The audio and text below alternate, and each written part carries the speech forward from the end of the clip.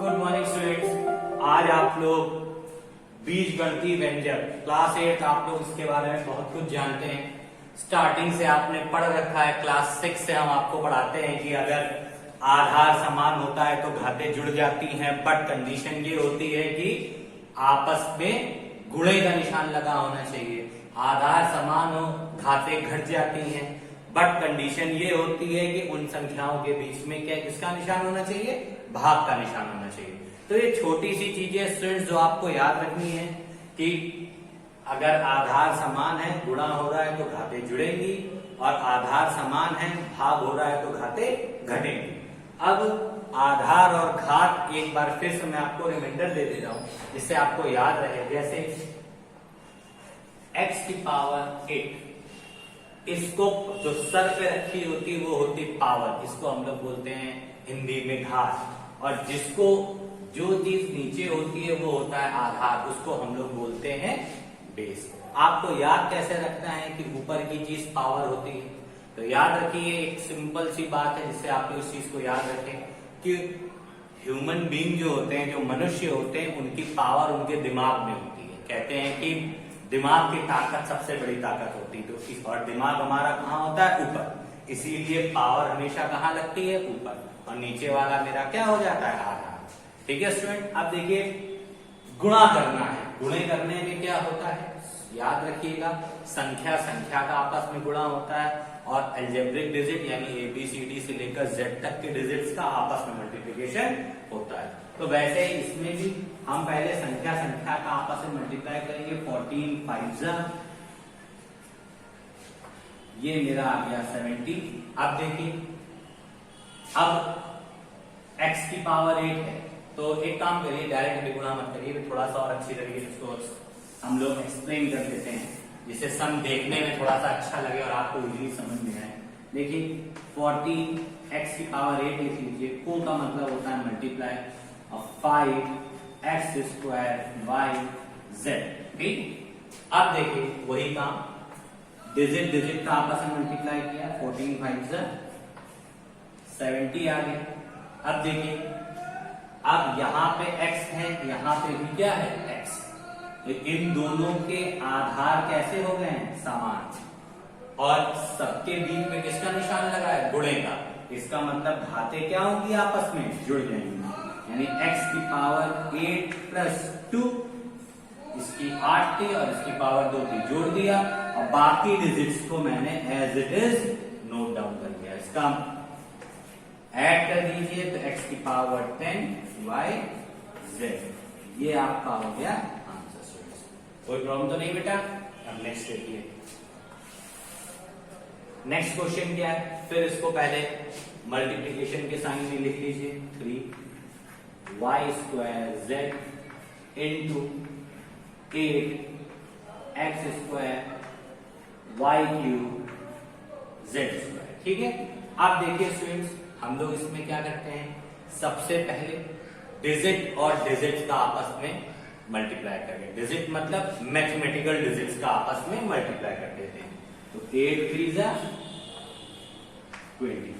ठीक है, mathematical digit मतलब गणितीय अंक का आपस में हमने क्या कर दिया? मल्टीप्लाई कर दिया, 24 आ गया। अब देखिए यहाँ y के ऊपर कितनी पावर लगी है? 2, और यहाँ y के ऊपर कितनी पावर लगी है स्टूडेंट्स? 3। तो y एक जैसी डिजिट हो गई, एक जैसे आधार है दोनों के, तो इनकी भी घातें आपस में क्या हो जाएंगी? जुड़ जाएंगी, यानी 2 प्लस 3। फिर यहां z है और यहां z की पावर कितनी है? 2। तो ध्यान दीजिए, इस z के ऊपर कोई पावर नहीं लगी है, इसका मतलब 1। अगर किसी के ऊपर कोई पावर नहीं लगी तो इसका मतलब 1। तो यहां लिखिए z 1, और इस वाले z की पावर 2, तो 1 प्लस 2। अब यहां पे कोई डिजिट नहीं और यहां पे मेरा x बचता है, तो अब x का साथ में कोई नहीं है, तो x स्क्वायर हमारा सबसे लास्ट में है। ठीक है स्टूडेंट, सबसे पहले हम क्या करेंगे? ढूंढेंगे किसके किसके आधार इक्वल है। तो y और y मिल गया, तो इन दोनों को हमने ये देखिए बेस इक्वल था तो पावर ऐड में लिख दी, z और z मिल गया, इसका z और इसका z भी बेस इक्वल था, तो ये मैंने इनकी भी पावर को ऐड कर दिया। एक्स स्क्वायर अकेला था और कहीं एक्स स्क्वायर लिखा नहीं था, इसलिए उसको मैंने अकेला लिख दिया। तो देखिए 24 y की पावर 5 z की पावर 3 एंड एक्स स्क्वायर, ये आंसर हो गया। और इसको बहुत अच्छी तरीके से लिखना चाहते हैं आप तो 24 एक्स स्क्वायर वाई की पावर 5 और z क्यूब भी लिख सकते हैं। बट मेरे आप अगर हमको इतना भी करके देंगे तो भी आपके मार्क्स पूरे मिलेंगे कम नहीं। इन दोनों सम्स को आप लोग नोट कर लीजिए और ध्यान से नोट करिएगा कि हमको क्या ढूंढना है, कैसे पावर्स को ऐड करना है और ऐड क्यों करना है, कैसे बेस इक्वल चेक करने हैं, ये सारी चीजें देख के इन दोनों सम्स को नोट करिए। इसी टाइप के आगे के दो सम आपको मैं और बताने जा रहा हूं।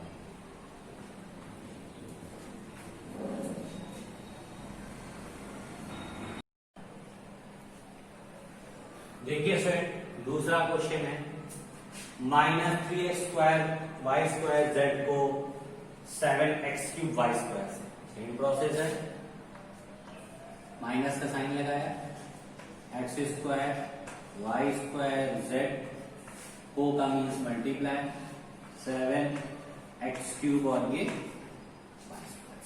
ठीक है स्टूडेंट, लिख लिया। अब हम क्या करते हैं, सबसे पहले मैथमेटिकल डिजिट्स का आपस में मल्टीप्लाई करते हैं, यानी गणितीय व्यंजक का। तो 7 3 21, ये मेरा 20 बना दिया। अब मेरा काम क्या होता है, उन संख्याओं को ढूंढना जिनके आधार समान हो। देखिए ये एक्स स्क्वायर, ये एक्स क्यूब, इनके आधार समान है क्योंकि आधार एक्स है, घात हमारी अलग अलग रखी। तो आधार समान होते हैं तो घातें हमारी क्या हो जाती हैं, जुड़ जाती हैं। तो 2 + 3। अब देखिए यहाँ वाई स्क्वायर है, यहाँ पे भी वाई स्क्वायर है, इनका भी आपस में आधार समान है तो इनकी भी घातें आपस में क्या हो जाएंगी, जुड़ जाएंगी। अब z यहाँ अकेला है, यहाँ z लिखा नहीं है, तो z को हम अकेले लिख देंगे। तो इसका जो आंसर आपका आएगा -21 x की पावर 5 y की पावर 4 एंड ये z। ओके स्टूडेंट्स, ये समझ में आ गया। अब नेक्स्ट क्वेश्चन देखिए, ये अपॉन में थी, जिससे आप लोग अपॉन के डिजिट से कंफ्यूज ना हो, तो मैंने एक क्वेश्चन आपको अपॉन का भी बता दिया है। देखिए क्या करना है, -5/28 x cube y t square को का मतलब मल्टीप्लाई 4/35 y स्क्वायर t। देखिए हमने पहले बताया था सबसे पहले न्यूमेरिक डिजिट का आपस में मल्टीप्लाई करते हैं। तो देखिए न्यूमेरिक डिजिट का जब आपस में मल्टीप्लाई कर रहे हैं तो उससे पहले डिजिट हमारी कट हो जा रही है। तो अगर डिजिट हमारी कट हो जा रही है अंश और हर आपस में, तो उसको हम काट देते हैं। यानी कैसे काटेंगे, 5 1 5, 5 7 35 और 28 से 4 4 1 4, 4 7 28। देखिए अब आप लोग सोचेंगे सर इतनी दूर काट दिया। दूर और पास से कोई मतलब नहीं होता है। डिजिट मल्टीप्लिकेशन में है तो हमेशा सिंगल डिजिट कंसीडर की जाती है, इसीलिए ये पूरी डिजिट एक ही डिजिट है। हमको केवल प्रोसेस याद रखना है कि अंश और हर का आपस में भाग होता है, और भाग देते समय हम ये याद रखते हैं कि जिस संख्या से अंश को काटना है उसी संख्या से हम हर को काटेंगे, और सारी संख्याएं आपस में गुणे में होनी चाहिए। अगर प्लस में होती हैं तो दो संख्याएं कंसीडर की जाती, इसीलिए वहां काटना उचित नहीं होता है। अगर आपने काटा तो गलत हो जाएगा। पर मल्टीप्लिकेशन में हमेशा सिंगल डिजिट कंसीडर की जाती है, इसीलिए नीचे से ऊपर और ऊपर से नीचे को कट कर सकते हैं। केवल ध्यान क्या रखना है आपको कि टेबल जिससे आप अंश से कट करें उसी टेबल से आपको हर को भी कट करना है। ओके स्टूडेंट्स, तो मैंने कट कर दिया। तो अब वही काम, ऊपर ऊपर का मल्टीप्लाई 1 × 1 1 एंड 7 7 49। देखिए ये डिजिट तो मेरी आ गई। अब देखिए यहाँ x की पावर 3 है, और इस पूरी जगह में x की पावर 3 नहीं लिखी है, तो इसको आप एज इट इज नोट कर लीजिए क्योंकि अकेली जगह है। इसके बाद देखिए यहाँ y है और इधर y की पावर कितनी है 2। हमने आपसे बताया था कि किसी के ऊपर अगर पावर नहीं है इसका मतलब 1, तो y की पावर 1 प्लस इसको ऐड कर दीजिए 2, तो इन दोनों के बेस इक्वल हो गए, तो पावर्स हमारी क्या हो गई ऐड हो गए। और ये 1 कहां से आया, क्योंकि इस y के ऊपर कोई पावर नहीं लगी, इसका मतलब 1 होता है। अब देखिए यहाँ पे t² है, यहाँ पे t³ है, दोनों का बेस t है, पावर इनमें भी आपस में क्या हो जाएंगी ऐड हो जाएंगी, तो t की पावर कितनी आ जाएगी 2 + 3। ओके स्टूडेंट्स, अब इसको हम कैसे लिख सकते हैं 1/49 x की पावर 3 y की पावर 3 एंड t की पावर 3 + 2 5। ठीक है, तो ये स्टूडेंट आपका आंसर हो गया। तो स्टूडेंट्स आप लोगों ने इस स्टार्टिंग एक्सरसाइज में देखा कि सम्स में पावर्स को कैसे ऐड करते हैं, डिजिट को कैसे कट करते हैं, तो और सॉल्यूशन आपका कैसे किया जाता है। और सॉरी ये माइनस लगा हुआ था, इस माइनस को भूलिएगा मत, ये माइनस साथ में उतरता चला आएगा, मैं भूल गया था कि ये 5 माइनस का है, तो इस माइनस को यहाँ उतारते चले जाइएगा, तो आपका answer -1/49 x³ y³ and t की पावर 5 है। तो स्टूडेंट्स इस पूरे सम्स में आप लोगों ने सीख लिया है कि कैसे पावर्स को ऐड करते हैं, कैसे पावर को माइनस करते हैं। अगर कोई डिजिट माइनस में होती है तो फिर सिंगल साइन अगर माइनस का होता है तो डिजिट सारी माइनस में होती है, चाहे वो ये हो चाहे वो इधर वाली हो, और किसी के ऊपर पावर नहीं लगी होती तो उसकी पावर 1 कंसीडर की जाती है। तो स्टूडेंट इन सारे सम्स को आप फेयर कॉपी में नोट कर दीजिएगा, और कुछ भी नहीं समझ में आए तो आप हमसे मैसेज या कॉल के थ्रू पूछ सकते हैं। Okay students.